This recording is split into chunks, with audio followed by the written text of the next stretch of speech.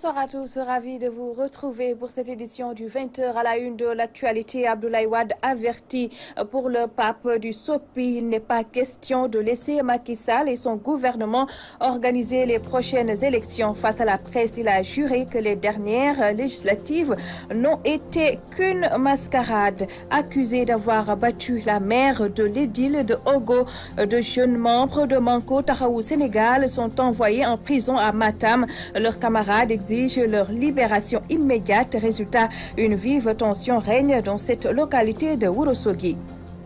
Et puis, colère des musulmans de Sara Djougari. Leur mosquée fondée par Seydou Nourou Tall et Baye Niass est toujours en chantier. Les populations se cotisent pour achever les travaux, mais l'État ne fait rien pour les assister. La page internationale, les sports et la revue africaine également au menu de ce journal.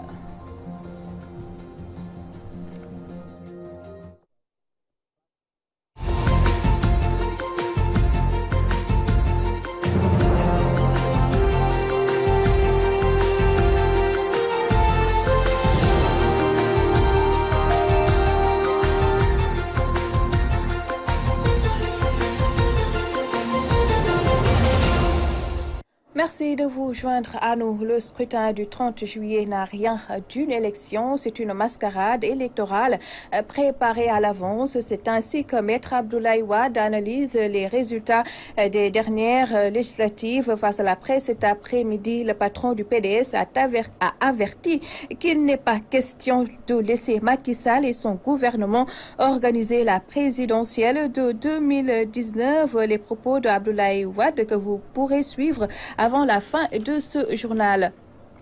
Saccage des bureaux de vote à Touba, Hassan Mbaké de la coalition gagnante, Wattu Sénégal et Morlo de l'APR ont été présentés au procureur de Mbaké cet après-midi, mais ils ont bénéficié d'un retour de parquet. C'est donc demain jeudi que le procureur va les entendre. Selon nos informations, Maître Madi Kenyon, El Hadj Diouf et Amadou Sall sont attendus à Touba pour assurer la défense de Serigne Hassan Mbaké. On va y revenir avec Mamadou Oumar Tarsar. Le président de la République et son gouvernement vont prendre quelques jours de vacances.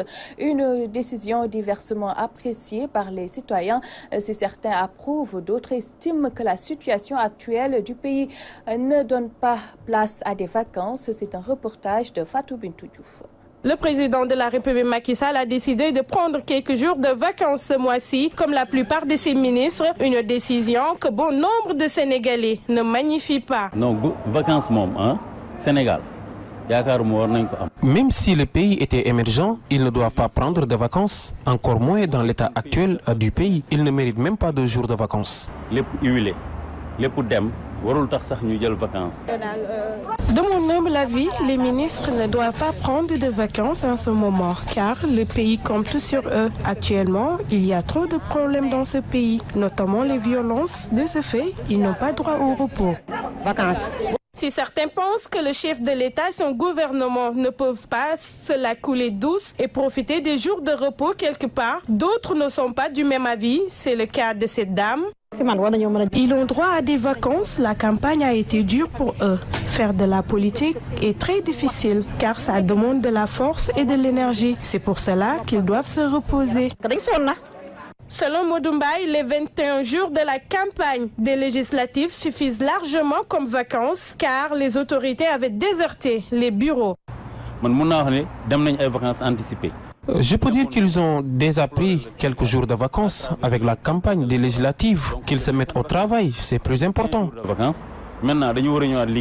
Le pays va mal avec tous les problèmes qui secouent certains secteurs. De ce fait, le président et son gouvernement n'ont pas droit à des jours de vacances en vue de la rentrée des classes et des nombreux dossiers importants qui les attendent. C'est du moins ce que soutiennent nos interlocuteurs.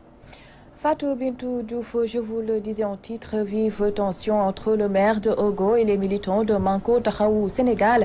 5 jeunes gardés à vue à la gendarmerie de Ourossogui viennent d'être déférés à Matam. Le maire les accuse d'avoir battu sa mère. Fou rétorque les jeunes de Ogo qui exigent la libération de leurs camarades. Youssou Mbow parle en leur nom au micro de Aboukan.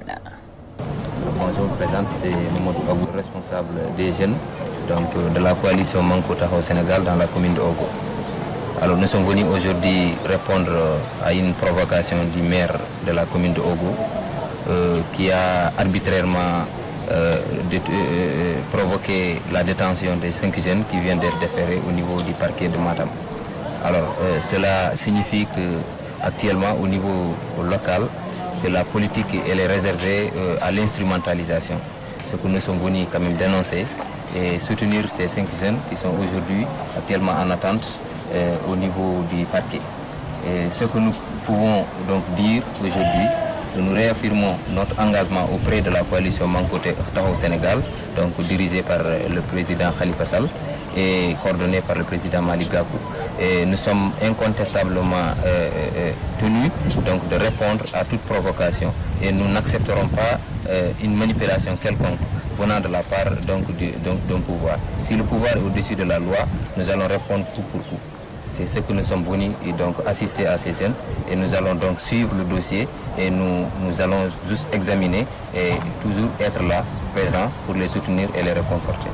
À l'instant, Mamadou Abou Diallo, porte-parole des jeunes de Ogo. Pour leur première participation à des législatives, les indépendants n'ont pas fait de gros scores. Selon Mamadou Alioune Diallo, professeur à la faculté de droit de l'UCAD, c'est la preuve que les citoyens font encore confiance aux partis politiques classiques. S'y ajoute selon lui que les moyens déployés ne sont pas les mêmes. Ces propos sont recueillis par Hadi Silla. Les pays sous-développés, en particulier au Sénégal, que c'est le parti politique, entre autres, qui permet à un candidat de pouvoir émerger. Pourquoi? Parce que le parti politique a des moyens. Je ne dis pas que les candidats indépendants n'ont pas de moyens matériels, mais le parti politique, en réalité, c'est une école dans laquelle déjà on forme des militants qui sont déjà acquis à la cause du parti. Ensuite, le parti politique, c'est également une machine électorale. L'autre élément, c'est quoi? C'est que le candidat indépendant, la plupart du temps, il n'est présent chez nous que lorsqu'il y a des joutes électorales. Je veux dire qu'avant les joutes électorales, c'est quelqu'un qui est anonyme, donc qui ne se fait pas connaître. Or, les élections, ça se prépare pendant un délai suffisamment long, avant les élections. Donc, est-ce que maintenant ces candidats indépendants ont la possibilité, à l'occasion de la seule campagne électorale, de faire passer leur message? C'est ça, justement, la question. Dernier élément, les médias. Vous savez, aujourd'hui, les médias ne sont pas suffisamment importants, alors qu'en Europe, les médias font la publicité de quelqu'un à cause de son projet de société.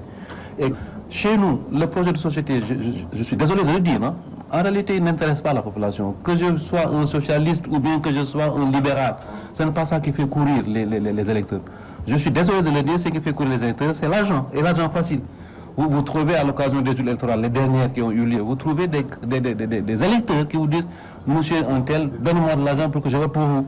Vous voyez, donc c'est la misère, quelquefois, qui fait que souvent, les candidatures individuelles n'ont pas suffisamment autant de moyens que les partis politiques pour donner de l'argent. Mais ce qui justifie également qu'ils ont des scores qui ne sont pas suffisamment importants. Dans le reste de l'actualité, cité Bastos 1 de Castor, un canal à ciel ouvert destiné à l'évacuation des eaux perturbe le sommeil des populations. Selon elle, la situation est devenue invivable et interpelle les autorités compétentes dans ce reportage de Rokhaya Ndour. La cité Bastos 1 de Castor est envahie par les eaux usées du canal et les saletés. Les habitants de cette zone déplorent cette situation invivable en cette période d'hivernage. On est obligé d'ouvrir le canal pendant la pluie, sinon les eaux vont entrer dans nos salles de bain et nos chambres. Le canal est rempli de déchets. Ce sont des habitants qui mettent des ordures, ce qui empêche la bonne évacuation des eaux. Nous les sollicitons vraiment à venir au secours des populations riveraines et de la cité Bastos. Parce que ce problème dépasse, nous avons perdu beaucoup de choses, nos meubles, nos ordinateurs, beaucoup de choses chaque année, nous les perdons à cause de cette situation. Et les maladies sont récurrentes avec les eaux qui sont là. Vraiment, je lance un appel vibrant aux autorités du Sénégal à nous venir en aide pour régler ce problème qui est récurrent. Catastrophique et désastreuse. Nous sommes trop fatigués. Avec l'eau de pluie là, les inondations, surtout le canal. Si on pouvait nous aider à curer l'eau, comment dirais-je, les saletés qui sont dans le canal, et aussi des grillages pour qu'on puisse marcher. Comme moi, je suis handicapée, vraiment, je voulais qu'on nous aide. Face à cette situation, il invite les autorités compétentes à curer le canal. Puisque nous ne sommes pas une voie autorisée pour nous adresser aux autorités supérieures, nous nous adressons donc à nos autorités locales pour qu'ils puissent interpeller l'autorité suprême pour résoudre ce problème. On est vraiment fatigué. Mais une situation très très difficile. À chaque saison de pluie, la route de frontière, particulièrement la cité Bassos, se retrouve sous les eaux. Le canal ne joue plus son rôle. Le canal est rempli de déchets. Il n'évoque plus l'eau. Bon, la situation est maintenant devenue tellement précaire que nous avons construit un barrage. C'est pour tout juste arrêter l'eau qui rentre dans la cité. L'eau rentre même dans nos chambres, dans nos salons, un peu partout. Donc nous avons ce problème. Qui nous aide, nous sommes trop fatigués. Surtout la cité Bastos, les moustiques. Nous voulons une aide venant du gouvernement, de l'État, tout et les maires. Les habitants de la cité Bastos 1 se disent préoccupés par leur environnement, surtout ce canal à ciel ouvert qui impacte négativement sur leur santé.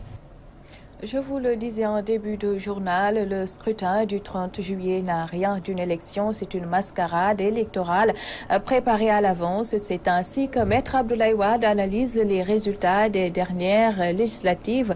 Face à la presse, cet après-midi, le patron du PDS a averti qu'il n'est pas question de laisser Macky Sall et son gouvernement organiser la présidentielle de 2019. Abdoulaye Wade est au micro de Hassan Gueye.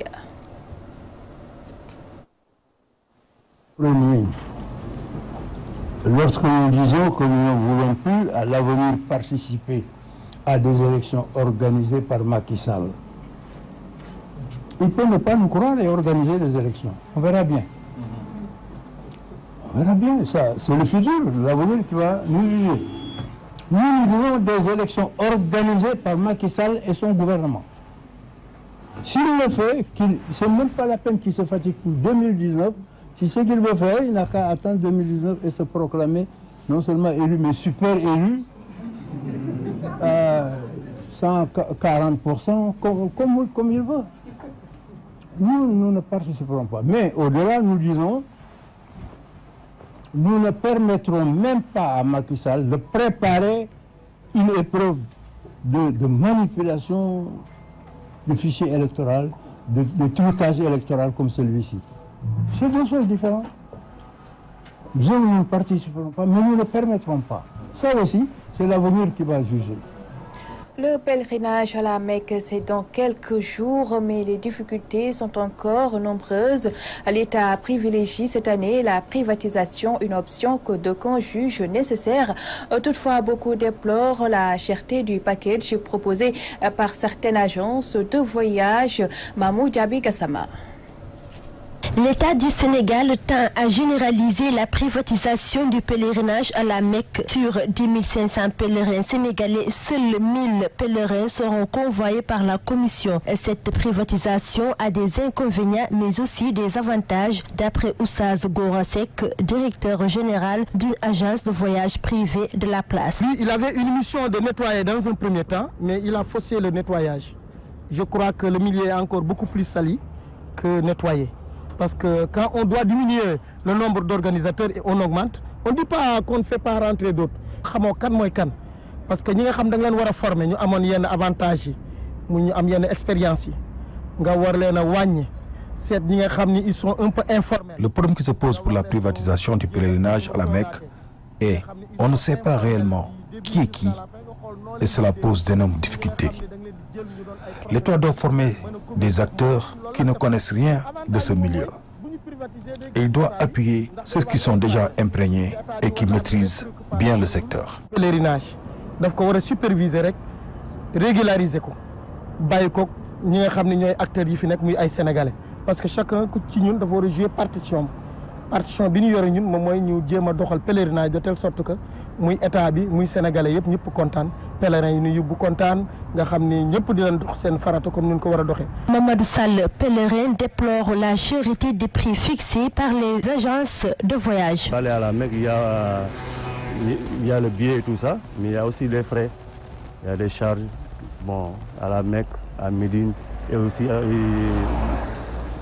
à la maison, il faut laisser quelque chose à la maison. Donc je souhaite vraiment que l'État fasse encore diminuer surtout sur le prix des billets. On a même des personnes qui ont déjà leur billet et qui ne veulent pas partir parce que les frais sont tellement élevés.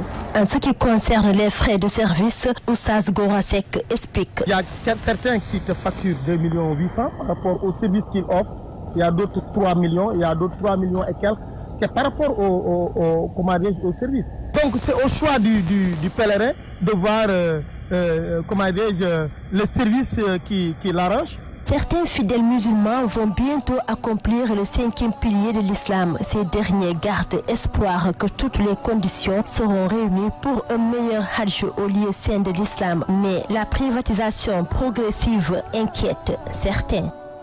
À Kaolack, les musulmans de Sara Diougari sont très remontés contre les autorités et pour cause.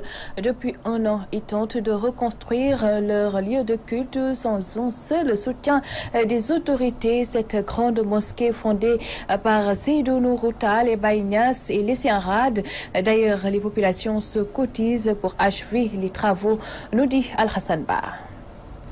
Les musulmans de Sarandiougari est environ privés de lieux de prière. La seule grande mosquée qui se trouve dans ce quartier périphérique de Kaolack, qui est en construction depuis presque un an, manque de soutien de l'État pour permettre aux ayants droit d'effectuer leur salat quotidien. Mamadou Tall, imam de la mosquée, revient sur l'historique et l'état de cet édifice public.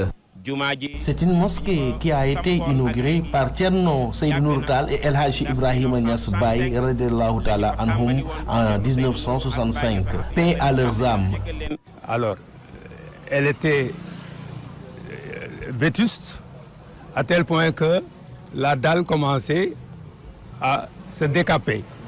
Mais comme nous avions peur que cette mosquée s'écroule, on a pris l'initiative de la réhabiliter. Rien que pour la main-d'œuvre, plus de 19 millions de non-francs sont à payer à l'entrepreneur. C'est une grande mosquée. 19 millions. On doit donner plus de 19 millions de non-francs aux maçons. Les matériaux et les finitions n'en font pas partie. 19 millions pour la main-d'œuvre, tout simplement. Et pourtant, plusieurs correspondants sont adressés à l'État et à ses démembrements, mais jusqu'à présent, aucune réaction de leur part, ce qui inquiète les habitants de Sarandiougari. Nous faisons appel encore aux autorités parce que le travail reste encore. Nous tendons la main encore à ces autorités à qui on a adressé des correspondances, qu'ils nous viennent en aide. De toute façon, c'est une mosquée de musulmans. Autre doléance soulevée est la demande de construction de ralentisseurs sur la route au niveau de la mosquée pour arrêter la récurrence des accidents. Nous avons connu ici des morts. Il est temps qu'on nous mette des ralentisseurs, 2 ou 3 ralentisseurs au niveau de la mosquée, pour éviter de pareils accidents. La mosquée de Sarandiougari fait partie de celles qui ont marqué l'histoire islamique du Saloum parce que, ayant reçu d'éminents érudits tels que Rahmatullahi alayhum, Thierno Seydou Nourou Tall et Cheikh al-Islam Baye Niass lors de la cérémonie de pose de première prière vers les années 60. Aujourd'hui, ce lieu, témoin du passé de l'histoire, est laissé à la merci des populations qui cotisent leurs miettes pour finir les travaux. Kaolack, Al-Hassan Ba, Abdoulaye Dia, Walfadjri. Je vous parle maintenant de ce drame à Boki-Guilé dans le département de Goudiri. Une dame de 32 ans est tombée dans un puits avec le bébé de 8 mois qu'elle portait sur le dos. Le décès d'Aïssatou Thioné et de son enfant plonge dans les mois les populations et repose le débat sur l'accès à l'eau dans la région de Tamba. La correspondance de Alassane Diallo. L'émotion était vive, l'atmosphère triste toute la soirée d'hier au village de Boki-Guilé, situé à une quarantaine de kilomètres de la commune de Sinthiou Mamadou Boubou, dans le département de Goudiri. Une dame répondant au nom de Aïssata Thioné, âgée de 32 ans, a été repêchée morte au fond d'un puits avec son bébé de 8 mois. Les faits ont eu lieu hier mardi aux environs de 19h. Selon les informations recueillies sur place, Aïssata Thioné, qui portait son bébé sur le dos, était en train de puiser de l'eau pour les besoins de son foyer lorsqu'elle a été emporté par la corde et le bac à eau qui l'ont brusquement assommé avant de se retrouver avec son enfant au fond du puits rempli d'eau. Alertés, les villageois ont pu repêcher tard dans la soirée les corps sans vie de la dame et de son enfant qu'ils ont déposés au poste de santé de la dite localité. Très affectés par ce drame, ces derniers ont dénoncé les conditions de travail très précaires dans cette localité qui expose les femmes à ces genres d'accidents. Joint au téléphone, le maire de la commune de Sinthiou, Mamadou Boubou, Mamadou Gadjigo, exige de l'État la réalisation des infrastructures hydrauliques pour alléger la souffrance des femmes. Alassane Diallo Goudiri, Radio-Télévision Walfadjri. Le Sénégal a célébré lundi dernier la journée mondiale de l'éducation, occasion saisie par les acteurs du secteur pour fustiger la façon dont est célébrée cette journée et faire le bilan de l'année scolaire 2016-2017. Si le gouvernement se félicite du bon déroulement, les syndicalistes annoncent pour leur part une rentrée scolaire mouvementée. Si les revendications ne sont pas satisfaites, le dossier éducation de ce mercredi porte la signature de Abdou Khoudous Diallo. Journée mondiale de l'éducation au Sénégal, des parents d'élèves disent ne pas se retrouver dans cette façon de la fêter. Je ne sais pas quoi est-ce qu'on célèbre, franchement parle. Parce que moi, j'aurais souhaité en ce moment être quelque part avec tout ce qui gravite autour de l'école en train de discuter. Quand on sait qu'il y a tellement de structures qui se réclament adjuvants pour l'école, mais aujourd'hui, je suis désolé. Une journée dédiée à l'éducation que la Fédération des enseignants qualifie de comédie. Dédier une journée à l'enseignant, c'est vraiment faire un peu dans la com. Nous avons des enseignants qui sont démotivés, des enseignants qui ne peuvent pas aller à la fête. Parce que pour aller à la fête, il faut être au moins à l'aise. Et aujourd'hui, les enseignants sont dans la précarité. Conscient de tous ces manquements soulevés, le ministère de l'Éducation entend revoir la façon dont se tient cette journée. Je suis d'accord avec vous, quand même, qu'il faut donner beaucoup plus d'importance, accorder beaucoup plus de rigueur à l'organisation de cette journée-là. Je pense que nous devons, nous en tant que ministère, on va encore en discuter, mais il faut savoir que l'éducation c'est transversal, c'est l'enseignement supérieur, c'est la formation professionnelle, c'est l'éducation nationale. Donc les organisateurs devraient prendre en compte cette dimension-là et voir comment, en parfaite synergie avec les différents acteurs du système éducatif, nous allons essayer donc de réorganiser cette journée-là pour que, évidemment, qu'elle soit beaucoup plus mise en exergue. Il a saisi l'occasion pour tirer un bilan satisfaisant de l'année scolaire écoulée. C'est satisfaisant puisque, évidemment, les élèves ont pu suivre les cours sur l'ensemble du territoire national et pendant toute l'année scolaire. Malheureusement, il y a eu ces questions de fuite et de tricherie. Donc des enseignants sont mis en solde régulièrement. Des rappels sont payés régulièrement. Aujourd'hui, il y a plus de 2000 enseignants qui sont en formation diplômante. Donc au niveau de la FASTEF, il y a également les professeurs de sociologie qui sont formés. Je pense que c'est ça qu'il faut comprendre. Aujourd'hui, l'État s'est engagé résolument à résoudre la question des revendications syndicales. Des affirmations réfutées par les syndicalistes qui ne promettent pas une prochaine rentrée scolaire apaisée. Aucune revendication majeure des enseignants n'est prise en compte par le régime du président Macky Sall. L'année scolaire n'a pas connu de perturbation tout simplement parce que les enseignants ont voulu marquer une pause pour montrer aux Sénégalais notre ferme volonté à aller dans le sens de trouver des solutions aux problèmes dont souffre l'école sénégalaise. C'est un bilan négatif. Pendant 9 mois, le ministre de l'Éducation nous a divertis. C'est pourquoi ce qu'il pense avoir réussi cette année, s'il pense réussir la mission l'année prochaine, il se trompe.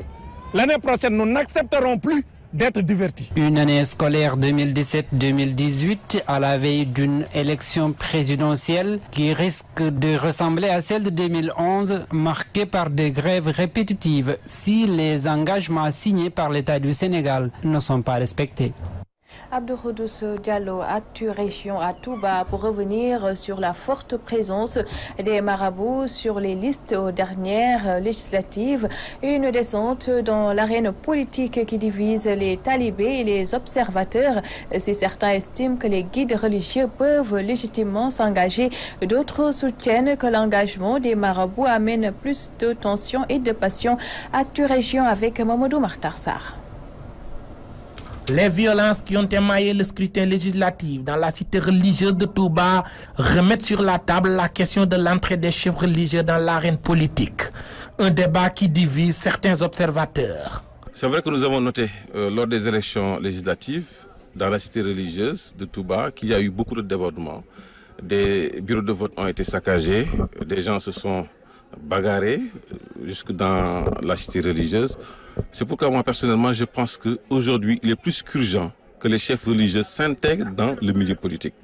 Parce que généralement quand on parle de chefs religieux, on attend d'eux qu'ils soient des gens intègres, des gens de bonne volonté qui sont mus par l'intérêt général. Donc personnellement je voudrais inviter les chefs religieux à davantage s'intéresser à la vie politique, à davantage travailler pour la société. Ils doivent avoir leur mot à dire par rapport au fonctionnement de la cité et je pense qu'ils ne doivent pas être écartés de la chose politique. Parce que les chefs religieux, ce sont des porteurs de voix qui peuvent, à un moment donné, régler une situation ou une autre. Et je pense que c'est des régulateurs sociaux. Je ne vois pas du mal à ce que les chefs religieux ou bien les religieux s'impliquent davantage dans la politique. Dans ce monde, on ne peut pas gouverner pratiquement sans faire de la politique. Alors il est temps que les chefs religieux investissent donc le champ politique. La politique, on doit le faire autrement. Une politique d'idées avec des débats contradictoires, la politique avec des projets, des programmes annoncés aux populations, mais pas avec des invectives, des insultes. D'autres expriment le contraire. La politique telle que pratiquée au Sénégal, si on est politicien, on est un gars corrompu. Un politicien est qualifié au Sénégal comme menteur. Quelqu'un qui promet, mais qui en réalité ne fait rien. Est-ce que l'islam reconnaît le mensonge comme quelque chose de valable? Est-ce que l'islam reconnaît le vol comme quelque chose de valable? Est-ce que l'islam connaît aussi les propos indécents auxquels les politiciens se livrent? Des attaques à tort et à travers, des fois des propos mal déplacés. Actuellement, on est venu à un stade où les politiques ont mis les chefs religieux dans une arène qu'on ne peut pas mesurer les conséquences. Moi, en tant que simple talibé et disciple de Serigne Touba, j'ai horreur de faire la politique, en quelque sorte. À plus forte raison, un descendant, un petit-fils de Serigne Touba, qui, s'il se livre uniquement sur ce que Serigne Touba lui a laissé comme legs, pourrait ne pas tendre la main aux gens du temporel. On te promet un poste de responsabilité, et ce poste vous procure beaucoup d'avantages et beaucoup de privilèges. Des fois, on s'engage sans se rendre compte des actes que l'on pose. C'est ce qui est arrivé à nos chefs religieux. La pratique politique qui souvent soulève la tension oppose même les chefs religieux dont certains se regardent en chien de faïence. Rappelons que lors du scrutin du 30 juin dernier, des bureaux de vote de l'université Baylat ont été saccagés. On a aussi noté des affrontements entre des militants de l'opposition et ceux de la coalition présidentielle au quartier Guédé, ce qui a abouti à des arrestations de part et d'autre au lendemain du scrutin. Touba Mbacké, Mamadou Makhtar Sarr pour la radio-télévision Walfadjri. On en vient à l'actualité internationale, une synthèse de Ibrahima Ndiaye.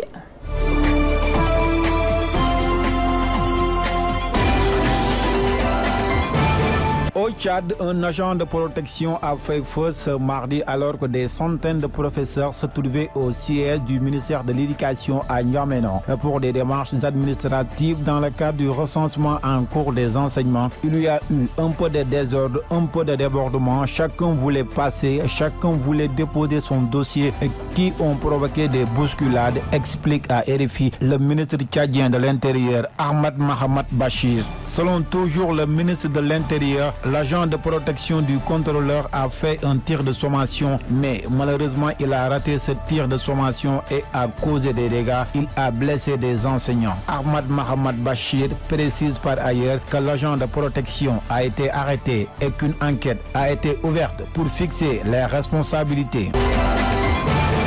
En France, mercredi 9 août, vers 6 h du matin, une voiture a foncé sur des militaires dans une banlieue du nord-ouest de Paris, faisant 6 blessés selon la préfecture de police de Paris. Dans un communiqué, Florent Parly, la ministre des Affaires, évoque un acte lâche. Quelques heures plus tard, en début d'après-midi, le véhicule est intercepté sur l'autoroute A16 en direction de Calais et son conducteur, blessé par balle par la police, est interpellé. L'interception musculée s'est déroulée sur l'autoroute en direction de Calais. L'homme interpellé, né en 1980, est susceptible d'être l'auteur de l'attaque de ce mercredi car il était à bord du véhicule recherché et a tenté de prendre la fuite. Selon une source judiciaire, les policiers ont fait feu à plusieurs reprises et le conducteur blessé a été évacué. L'un des policiers qui l'ont intercepté a aussi été blessé.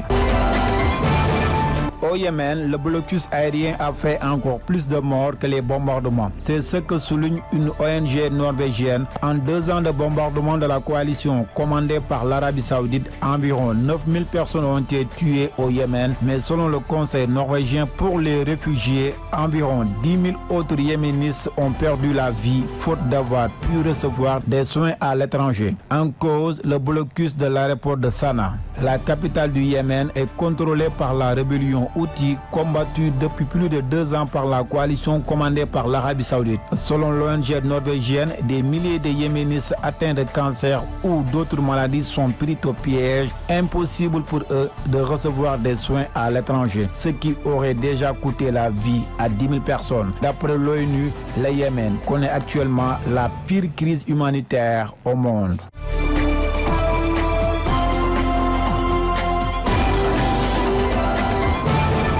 En sport, drame de Demba Diop, lui, la montée d'avis que les sanctions ne doivent pas se limiter à l'US Ouakam. L'ex-président de la Ligue professionnelle et candidat à la présidence de la Fédération de football estime que les organisateurs de la finale doivent aussi être sanctionnés. Lui, la montée est au micro de Alassane Diallo.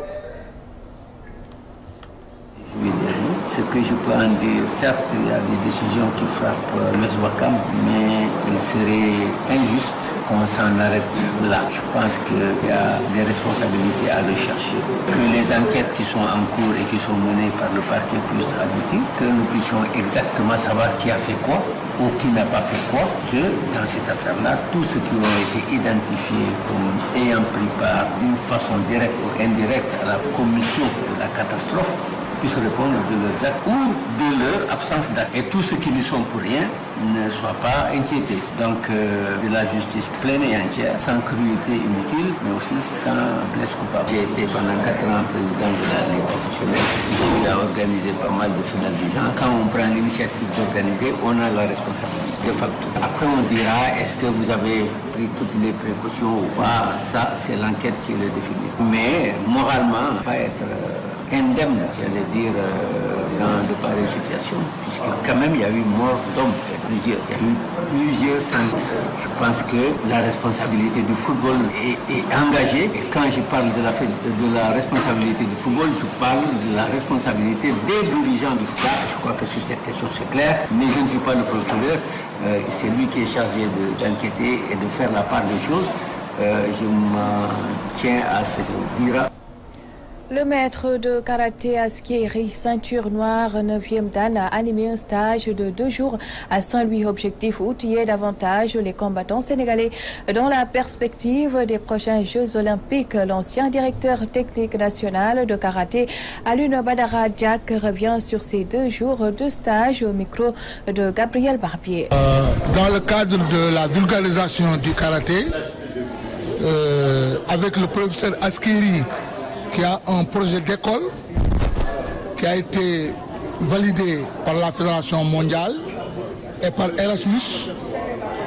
Nous sommes venus à Saint-Louis parce que l'infrastructure où on faisait le stage au stadium Marius Ndiaye est en train d'être réfectionnée.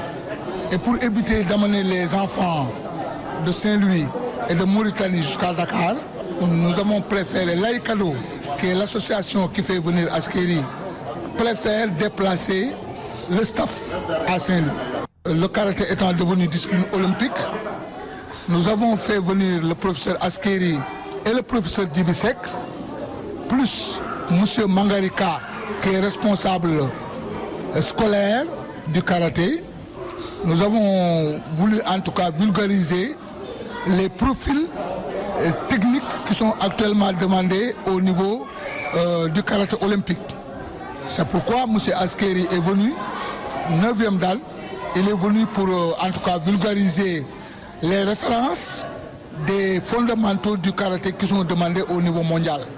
Parce que la sélection va être extrêmement serrée, parce que sur la planète Terre, il demande 30 combattants comités en 3 catégories et 30 combattantes comités.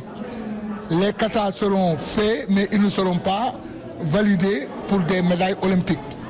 Il n'y a que le comité dans un premier temps. L'actualité sportive, c'est de la place à la revue africaine, une présentation de Safiatou Sissé.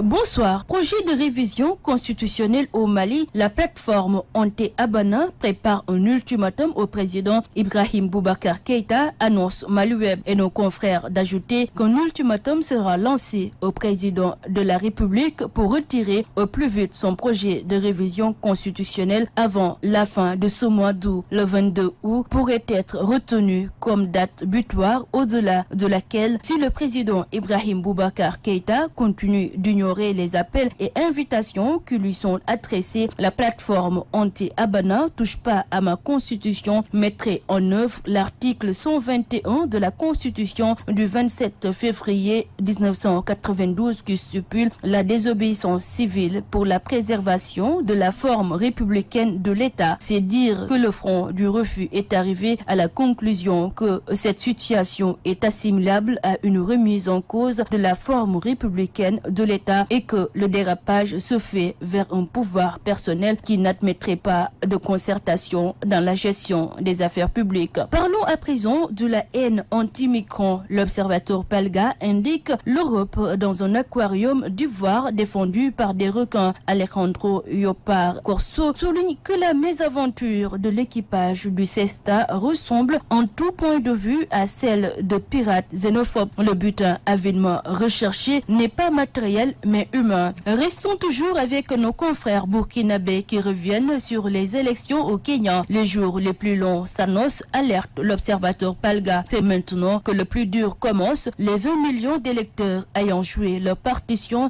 sont allés hier massivement, la veille pour beaucoup, glisser dans l'urne les 6 bulletins de vote pour élire leur président, leurs députés, leurs gouverneurs et leurs conseillers municipaux. Reste maintenant aux responsables politiques de jouer le jeu démocratique, en particulier le président sortant Uhuru Kenyatta et son challenger de l'opposition Raila Odinga de la coalition NASA qui, à 72 ans, brigue la magistrature suprême pour la 4e fois, annonce le site. Dans ces conditions, le verdict des urnes sera-t-il accepté par tous ainsi que le plus illustre des Kenyans, Barack Obama en personne, l'a demandé. Telle est la question qui hantera tous les esprits dans ces jours à venir qui s'annoncent longs, laisse entendre le journaliste Richard Sama, toujours dans l'observateur Palga. IZF écrit que le président kenyan Uhuru Kenyatta semble avoir pris mercredi une option en vue d'un second mandat, mais le rejet des résultats provisoires du scrutin présidentiel de mardi par son rival Raila Odinga a plongé le pays dans un climat d'anxiété. La commission électorale EIBC a publié mercredi matin les résultats de 90% des bureaux de vote du pays. Créditons M. Kenyatta de 54,57% des suffrages contre 44,58% pour son rival Raila Odinga sur un total de 13,8 millions de votes exprimés comptabilisés. Le message de Barack Obama aux politiciens et électeurs kenyans. Le président Uhuru Kenyatta appelle au calme à la veille des élections. Texte à lire dans Jeune Afrique. Sur le même site, on peut lire Burkina Faso quand Bassolé écrit à Macron. Le site qui révèle que dans une lettre datée du 14 juillet et dont Jeune Afrique s'est procuré copie, Djibril Bassolé, ex-ministre burkinabé des Affaires étrangères, détenu depuis le 29 septembre 2015 à Ouagadougou, demande en désespoir de cause au président Emmanuel Macron de bien vouloir intercéder auprès du président Roch-Marc Christian Kaboré un départ en France pour raison médicale. Objectif objectif, le convaincre qu'il soit mis fin à sa détention et qu'il soit autorisé à se faire soigner en France. L'ancien proche de Blaise Compaoré précise qu'il souffre de problèmes coronariens qui ne peuvent absolument pas être traités au Burkina Faso. Poursuivi par la justice militaire burkinabé pour trahison depuis le putsch manqué de septembre 2015, Bassoli écrit: le général Djindéré, instigateur de cette tentative, a déclaré publiquement que je n'avais rien à voir avec elle. Au Sénégal, la chanteuse Ami Collé Dieng a été inculpée mardi 8 août en fin d'après-midi pour offense au chef de l'État et diffusion de fausses nouvelles et placée sous mandat de dépôt, rapporte RFI. Selon le site français, l'artiste a été arrêté jeudi soir 3 août après la diffusion sur Internet d'un enregistrement sonore dans lequel elle critique le chef de l'État Macky Sall, qu'elle qualifie notamment de sournois et de lézard. Elle risque 6 mois à 3 ans de prison. Très bonne lecture. Safiatou Cissé, ainsi va l'actualité de ce mercredi 9 août 2017. À vous tous, merci de nous avoir prêté attention. N'oubliez pas, l'information continue sur notre site walfnet.com. Excellente soirée à tous.